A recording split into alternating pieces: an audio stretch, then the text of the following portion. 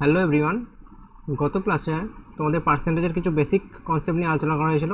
আজকে পার্সেন্টেজের কিছু ইম্পর্টেন্ট অঙ্ক নিয়ে আলোচনা করা হবে। তো চলো প্রথম অঙ্কটা কী রয়েছে দেখে নেওয়া যাক। ফার্স্ট অঙ্ক রয়েছে 37.5% বৃদ্ধির ফলে একটি বইয়ের দাম 36 টাকা বৃদ্ধি পায়, বইটির বর্ধিত মূল্য কত? আচ্ছা, 37.5% এর ফ্র্যাকশনাল ভ্যালু কত হয়? গত ক্লাসে বলেছিলাম যে 12.5% এর ফ্র্যাকশনাল ভ্যালু কত বলেছিলাম? 12.5% সমান আমরা বলতে পারি 1/8। দেখো 12.5%-এর 3 গুণ কত হয়? 37.5%, অর্থাৎ 1/8-এ 3 গুণ করলে কত হয়? 3/8। তো 37.5% হয়ে গেল 3/8, যেখানে 3 হচ্ছে 8-এ 37.5%। এবার 37.5% বৃদ্ধি পাওয়া মানে কি? যদি 8 যদি অরিজিনাল ভ্যালু হয় তাহলে সেটা 3, অর্থাৎ 8-এ 3 বৃদ্ধি পেয়ে নতুন ভ্যালু হতে হবে 11, অর্থাৎ 11 হচ্ছে 8-এর 37.5% বৃদ্ধি পেয়ে 11 হয়েছে। তাহলে যদি আমরা রেশিওতে দেখি তাহলে আমরা বলতে পারি এটা হচ্ছে ওল্ড, এখানে কী বলেছে বইয়ের দাম, অর্থাৎ এটা হচ্ছে ওল্ড প্রাইস, আর 11 ইউনিটটা বলতে পারি আমরা নিউ প্রাইস। এবার বলেছে 36 টাকা বৃদ্ধি পায়, কিন্তু আমরা এখান থেকে দেখতে পাচ্ছি দেখো কত ইউনিট বৃদ্ধি পাচ্ছে না? 3 ইউনিট। আর কোশ্চেনে দেওয়া রয়েছে কত? 36 ইউনিট। তাহলে আমরা এখান থেকে ইকুইভ্যালেন্ট করতে পারি যে 3 ইউনিট সমান বলতে পারি 36 টাকা।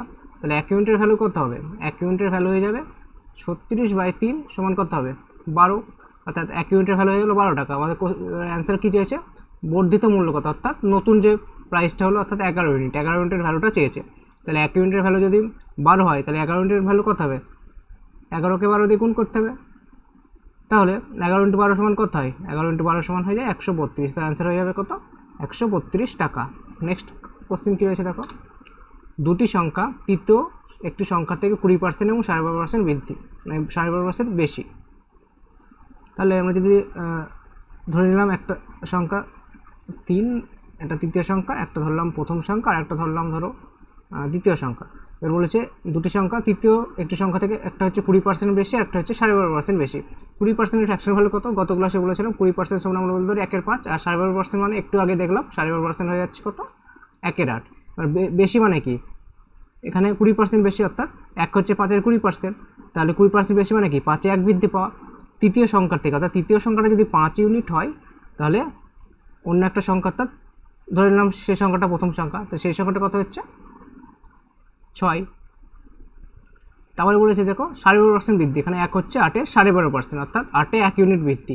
তৃতীয় সংখ্যা থেকে অন্য একটা সংখ্যা 8-এ 1 ইউনিট বৃদ্ধি, অর্থাৎ তৃতীয় সংখ্যাটা যদি 8 ইউনিট হয়, নতুন সংখ্যা 8-এ 1 বেশি হলে কত হয়? 9, অর্থাৎ দ্বিতীয় সংখ্যা পেয়ে গেলাম 9।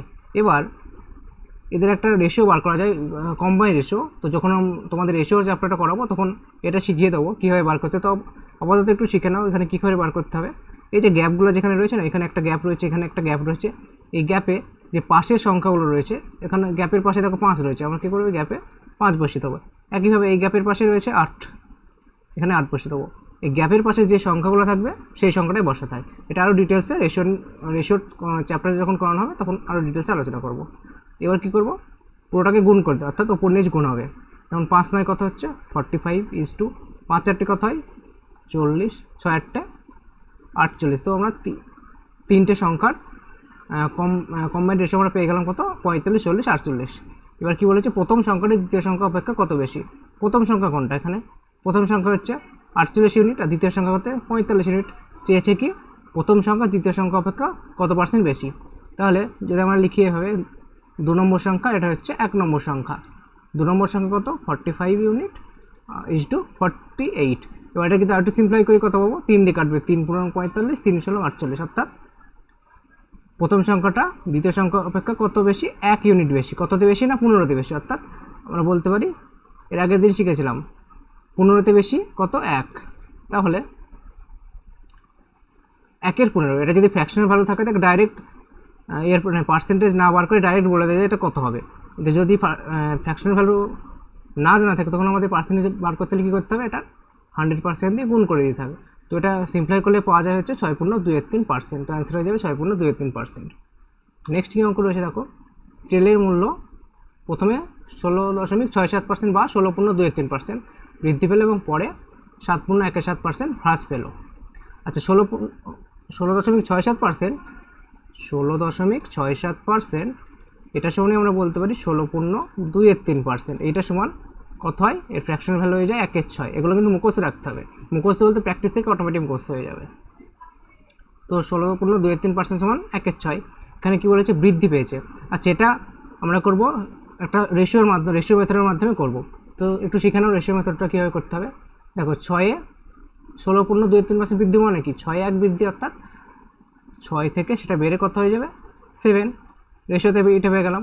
আমার 7.1/7% মানে কত হয়, 7.1/7%-এর ফ্র্যাকশনাল ভ্যালু কত হয়, 1/14। এখানে কী বলছে, হ্রাস পেয়েছে, অর্থাৎ 14 থেকে কমে কত হয়েছে, 14 থেকে কমে হয়ে গেছে কত, 13। তাহলে এখান থেকে আমরা বলতে পারছি যে আগে ছিল 14, পরে হয়েছে কত, 13। তাহলে এবার এদের একটা কি কম্পাউন্ড রেশিও বার করতে হবে। যখন কম্পাউন্ড রেশিও বার করা হবে তখন কী করতে হবে, আমরা দেখব এটা ধরো বাঁ দিক, এটা হচ্ছে ডান দিক, আমরা দেখব বাঁ দিকের আর ডান দিকের মধ্যে কোনো আর একটু সিম্পলিফাই করা যায় নাকি। দেখো এই 7 এবং এই 14 সিম্পলিফাই করা যাবে, অর্থাৎ 14কে 7 দিয়ে ভাগ করলে কত হয়, 2। অর্থাৎ আমরা এই সাইডে পেয়ে গেলাম কত, 6×2=12, এবং এই সাইডে পাচ্ছি কত, 13। অর্থাৎ কী বলেছে, তাহলে মোটের উপর শতকরা কতটা হ্রাস বৃদ্ধি হবে। তাহলে 12টা যদি অরিজিনাল ভ্যালু হয়, সেখান থেকে বেড়ে কত হচ্ছে, 13, অর্থাৎ 12তে কত বাড়ছে, 1 বাড়ছে। তাহলে আমরা বলতে পারি এখানে 12তে কত বাড়ছে, 1। তো এইটা হয়ে যাচ্ছে এর ফ্র্যাকশনাল ভ্যালু। এবার ফ্র্যাকশনাল ভ্যালুকে যখন পার্সেন্টেজ কনভার্ট করতে হয় তখন কী করতে হবে, 100 দিয়ে গুণ করতে হবে, অথবা এর যদি আমাদের ভ্যালুটা মুখস্থ রাখে, 1/12 সমান কত হয়, 1/12 সমান হয়ে যায় 8.13%। এটা যদি মুখস্থ থাকে ডাইরেক্ট আমরা অ্যান্সার বার করতে। এখানে অপশানটা ভুল আছে, ঠিক আছে, এখানে অপশানটা ভুল আছে, তো অ্যান্সারের এর হয়ে যাবে 8.13%, ঠিক আছে, অ্যান্সার হবে 8.13%। সেই জন্য ফ্র্যাকশনাল ভ্যালুটা মানে প্র্যাকটিস করা দরকার, যার ফলে যাতে মাইন্ডে সেট হয়ে যায়। এখানে যেমন 1/12 যদি মুখস্থ থাকতো সঙ্গে সঙ্গে 8.13 মাথায় চলে আসবে, নাহলে এটা কী করতে হবে, 1/12 থেকে যদি মুখস্থ না থাকে তাহলে কী করতে হবে, 1/12কে 100% দিয়ে গুণ করতে হবে, ক্যালকুলেশন করলে এইটাই পাবো, 8.13ই পাবো। তো এই ক্যালকুলেশনটা করতে হবে, এবং এই মুখস্থ রাখাটা মানে মাইন্ডে থাকাটা এটা খুব জরুরি। যেমন এইখানে 16.2-3% এর ভ্যালু যদি না জানা থাকতো, এটাকে ভেঙে বার করতে হতো 1/6, টাইম টেকিং হয়ে যেত। সেই জন্য ভ্যালুটা মুখস্থ রাখতেই হবে। নেক্সট কোয়েশ্চেন বলেছে, পরীক্ষায় 5 নম্বর কত, 40% পেলে পাস। একটি ছাত্র 210 নম্বর পেয়ে 5 নম্বরের জন্য ফেল করলো। আচ্ছা, 210 নম্বর পেয়েছে কিন্তু 5% নম্বরের জন্য ফেল করলো। তাহলে আমরা বলতে পারি যে 210 তার সাথে যদি 5% যোগ করে দিই, তাহলে আমরা বলতে পারবো 40%, কারণ 40% পাস, সে 210 পেয়ে 5 নম্বরের জন্য ফেল করেছে। যদি সে 210-এর সাথে আরও 5 নম্বর পেতো, তাহলে আমরা বলতে পারতাম সে 40% নম্বর পেয়েছে। তাহলে 210 + 5% সমান আমরা বলতে পারি কত, 40%। তো এইটা সমান আমরা ইকুইভ্যালেন্ট করতে পারলাম 40%। এবার এটাকে সিম্পলিফাই করলে কত হবে, দেখো 5%টাকে এদিকে নিয়ে গেলাম, তাহলে 40 থেকে 5 বাদ দিলে কত হবে, 35%। তাহলে 35%-এর ভ্যালু কত হলো, 210। তাহলে 1%-এর ভ্যালু কত পাবো, এখান থেকে আমরা 1%-এর ভ্যালু পেয়ে যাব 210/35। সিম্পলিফাই করলে কত হয়, 6। 1%-এর ভ্যালু 6। কী চেয়েছে পরীক্ষায়, মোট নম্বর কত, মোট নম্বর কত আছে, টোটাল নম্বর কত হয়, টোটাল নম্বর সবসময় টোটালটা হয় 100%। এখানে 1%-এর ভ্যালু কত, 1%-এর ভ্যালু হচ্ছে 6, তাহলে 100%-এর ভ্যালু কত হবে, 600। 1-এর ভ্যালু যদি 6 হয়, 100-এর ভ্যালু কত হবে, 600। অ্যান্সার হয়ে গেল 600। নেক্সট কোয়েশ্চেন কী রয়েছে, কোনো পরীক্ষায় রাম 30% নম্বর পেয়ে 15 নম্বরের জন্য ফেল করলো। আচ্ছা, 30% নম্বর পেলো পরীক্ষায় এবং 15 নম্বরের জন্য ফেল করলো, অর্থাৎ আমরা যদি 30% তার সাথে যদি আরও 15 নম্বর যদি পেয়ে যেত, তাহলে বলতে পারতাম সে পাস করেছে। অর্থাৎ 30% + 15 নম্বর, এটা হয়ে যাচ্ছে পাসিং মার্কস। এবং স্যাম কী করেছে, 40% নম্বর পেয়ে 5 নম্বর থেকে 35 নম্বর বেশি পেয়েছে, অর্থাৎ 40% সে তো পেয়েছে, তার সাথে যেটা পাস করতে গেলে যে নাম্বারটা লাগে তার থেকে 35 নম্বর বেশি পেয়েছে। তাহলে আমরা বলতে পারি যে 40% থেকে যদি 35 নম্বর বাদ দিয়ে দিই, তাহলে সেটাই যাবে পাসিং নাম্বার। কারণ কি, 40% পেয়েও 5 নম্বর থেকে 35% বেশি পেয়েছে, তাহলে এখানে যে নাম্বারটা পেয়েছে তার থেকে যদি 35 বিয়োগ করে দিই, তাহলে আমরা বলতে পারবো পাসিং মার্কস। এখান থেকে এটা পেয়ে গেলাম পাসিং মার্কস, এটা হয়ে যাচ্ছে পাসিং মার্কস। তাহলে আমরা এটা ইকুইভ্যালেন্ট করে দিতে পারি। তাহলে আমরা এটা সমান বলতে পারি কত, 40% - 35। এবার দুটো যদি সিম্পলিফাই করি কত হবে, আচ্ছা 30%টাকে এদিকে নিয়ে আসলাম, তাহলে কত পাবো, এখান থেকে 40 থেকে 30 বাদ দিলে কত হবে, 10%। আর 35টা ডান দিকে চলে আসলে কত, 35 আর 15 কত হয়, 35 × 15 = 50। তাহলে 10%-এর ভ্যালু 50। 1%-এর ভ্যালু কত হবে, 1% ভ্যালু হয়ে যাবে 5। এবার কী চেয়েছে 5 নম্বর কত পার্সেন্ট, দ্যাট কত পেলে পাস হবে। আচ্ছা এখানে এটাও পাসিং মার্কস, এটা হচ্ছে পাসিং মার্কস। যদি আমরা এইটা বার করে দিই তাহলে আমরা বলতে পারবো সেটা 5 নম্বর। তাহলে 30%, 1%-এর ভ্যালু কত 5, তাহলে 30%-এর ভ্যালু কত হবে 1%-এর ভ্যালু হচ্ছে 5, তাহলে 30%-এর ভ্যালু 150। তার সাথে যদি 15 যোগ করি কত হবে, 150 প্লাস 15 কত হচ্ছে 165। তো এইটাই গেলো পাসিং মার্কস। বা যদি এখানেও মানটা বসিয়ে দিতাম একইভাবে এইটাই আসতো, 1%-এর ভ্যালু 5, তাহলে 40% ভ্যালু কত হবে 5 4 করি 200, 200 থেকে 35 বাদ দিলে কত হয়, 200 থেকে 35 বাদ দিলে 165। তো যে কোনো জায়গায় এই পার্সেন্টেজের ভ্যালুটা বসিয়ে দিলে আমরা পাসিং মার্কসটা পেয়ে যাব। ঠিক আছে, তো অ্যান্সার হয়ে যাবে 165। আচ্ছা এখানে পার্সেন্টেজ হয় না, 5 নম্বর কত, ঠিক আছে 5 নম্বর হচ্ছে কত 165। নেক্সট কোশ্চেন, একটি শহরের লোক সংখ্যা গত বছর ছিল কত 15,000, গত বছর ছিল হচ্ছে 15,000। বর্তমানে পুরুষের সংখ্যা 8% বৃদ্ধি পেয়েছে। পুরুষের সংখ্যা অর্থাৎ মেল 8% কে বৃদ্ধি পেয়েছে না, মেল বৃদ্ধি পেয়েছে কত 8%, ফিমেল বৃদ্ধি পেয়েছে কত 10%, ফিমেল বৃদ্ধি পেয়েছে। দিয়ে লোক সংখ্যা দাঁড়িয়েছে কত 163, অর্থাৎ 16,300। নতুন লোক সংখ্যা হয়েছে কত 16,300। এই ধরনের কোশ্চেন না অ্যালিগেশন লাগিয়ে খুব সহজে করা যায়। অ্যালিগেশনটা যখন তোমাদের মিক্সের করানো হবে তখন শেখানো হবে। আপাতত পার্সেন্টেজের মাধ্যমে এটা বার করা শেখাচ্ছি। দেখো আগে ছিল কত 15,000, এখন হয়েছে কত 16,300। আলটিমেটলি কতটা বৃদ্ধি পেয়েছে 15,000 সেখান থেকে 16,300, অর্থাৎ 1300 বৃদ্ধি পেয়েছে। লোক সংখ্যা বৃদ্ধি পেয়েছে 1300। এবার এই ফিমেলটাকে অর্থাৎ 10%কে 10% সমান আমরা বলতে পারি 8% প্লাস 2%, বলতে পারি তো 8% প্লাস 2%। এইবার তাহলে আমরা বলতে পারি যে 8% মেলও বেড়েছে, তার সাথে সাথে 8% ফিমেলও বেড়েছে, আর বাকি যেটা পড়ে থাকলো সেটা কি বেড়েছে না 2% ফিমেল বেড়েছে।